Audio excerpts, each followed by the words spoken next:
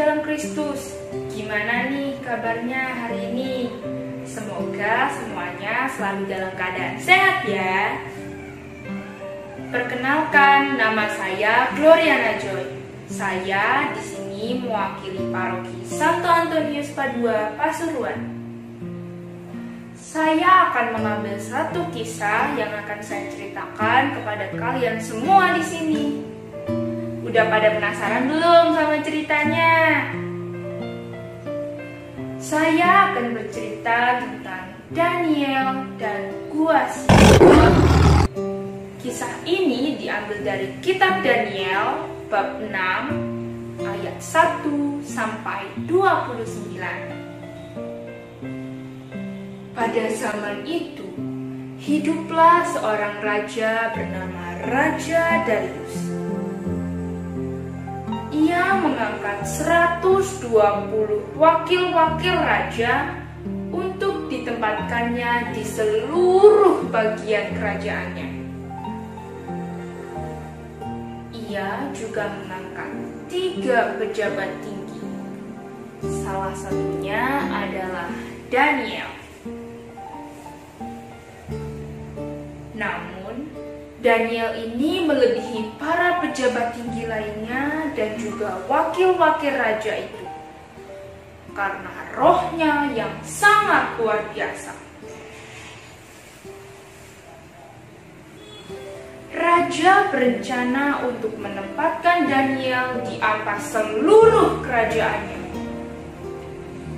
Oleh karena itu, para pejabat tinggi lainnya dan juga wakil-wakil raja itu menjadi iri kepada Daniel. Mereka berusaha untuk menjatuhkan Daniel. Namun, tidak terdapat kesalahan apapun pada Daniel. Mereka berusaha untuk menyalahkan Daniel atas dasar peribadatannya kepada Allahnya. Mereka bergegas-gegas menemui raja dan mengatakan bahwa mereka sudah sepakat agar raja mengeluarkan perintah bahwa dalam 30 hari masyarakat Babylon tidak boleh meminta apapun kepada manusia ataupun kepada dewa kecuali pada Raja Darius. Dan kalau mereka melanggar, mereka harus dimasukkan ke dalam gua singa. Raja Darius tidak tahu mengapa mereka menginginkan perintah seperti itu. Tapi ia menganggap itu baik. Lalu ia segera mengeluarkan perintah itu, dan sekarang perintah itu tidak dapat diubah lagi. Daniel mendengar bahwa raja telah mengeluarkan perintah itu. Kemudian ia pulang ke rumahnya, naik ke kamar atasnya, dan berlutut di depan jendela yang terbuka ke arah Yerusalem. Ia berdoa dan memuji Allahnya 3 kali sehari, seperti yang biasa dilakukannya. Para pejabat tinggi dan wakil-wakil raja itu segera masuk dan mendapati Daniel sedang berdoa. Mereka tentu saja sangat senang melihat hal itu, karena rencana mereka berhasil. Mereka segera datang dan menemui raja. Mereka berkata kepada raja bahwa Daniel tidak mengindahkan perintahnya. Karena meskipun sudah dilarang, Daniel tetap berdoa kepada Allahnya.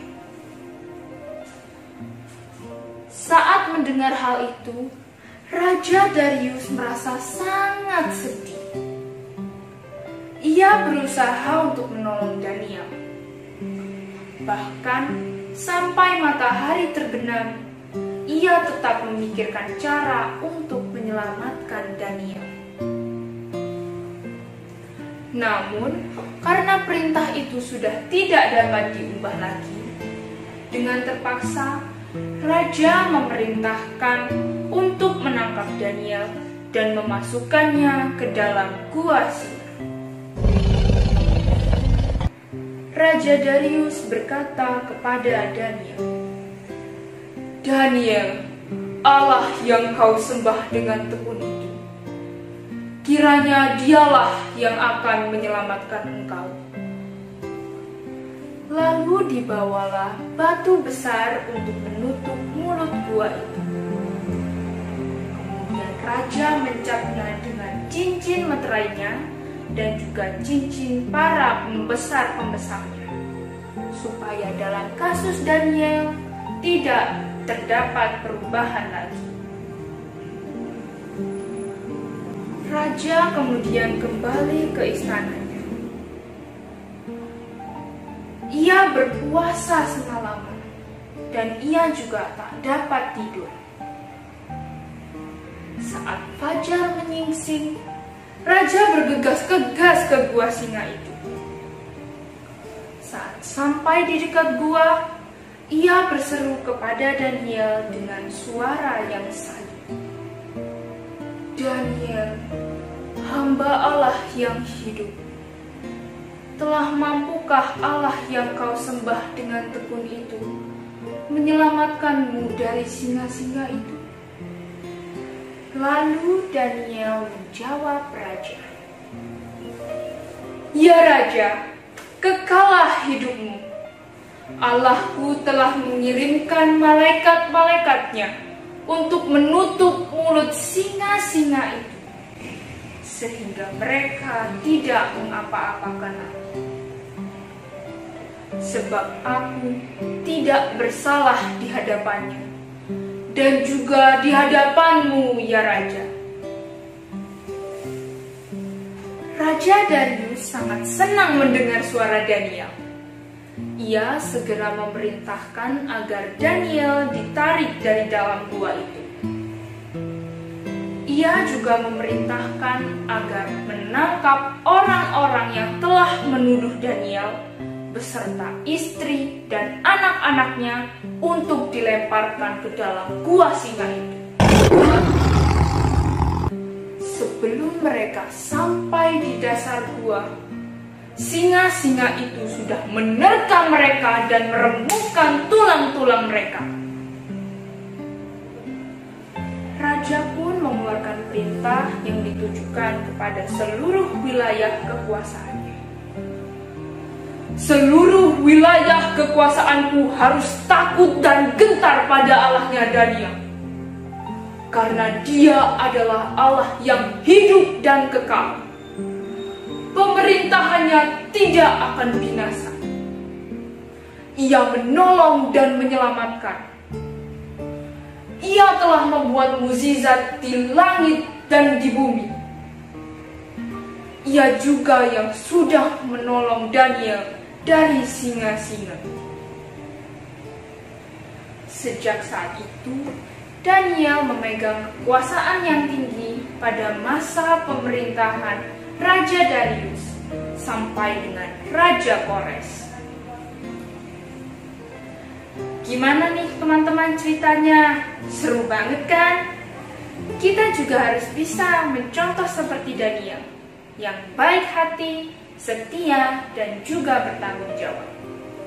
Kita juga harus bisa setia kepada Tuhan, seperti Daniel setia kepada Tuhannya. Kita juga tidak boleh takut untuk berbuat baik, meskipun resikonya besar. Sekian cerita dari saya teman-teman, mohon maaf kalau ada kurangnya ya. Sampai jumpa lagi.